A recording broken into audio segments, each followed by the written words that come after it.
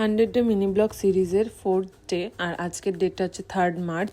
তোমরা অনেকেই হয়তো জানো যে 3rd মার্চ মানে কিভাবে বিয়ে হয়েছে, লক্ষ্মী পুজোর মতো বিয়ে হয়েছে, প্রচণ্ড বিয়ে। আর তেমনই আমাদের 7টা ফিল্ড ছিল। সকালে সবাইকে কাজে পাঠিয়ে প্রীতম আর আমি একটা ফিল্ডে চলে আসি।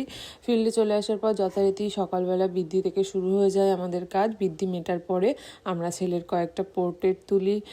রাস্তায় তোলা হয়েছে পোর্ট্রেট, তারপরে বাড়ির ভেতরে কিছু পোর্ট্রেট তোলা হয়েছে।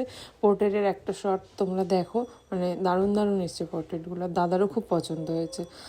দেন আমরা চলে যাই ক্লায়েন্টের সাথে জল ভরতে। ক্লায়েন্টরা গিয়েছিল ডিজে বক্স নিয়ে, খুব আনন্দ হয়েছে।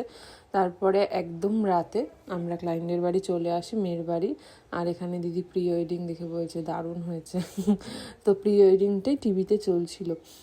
এখানে আর এত ব্যস্ততার মধ্যে কোনো ফুটেজ নেওয়া হয়নি।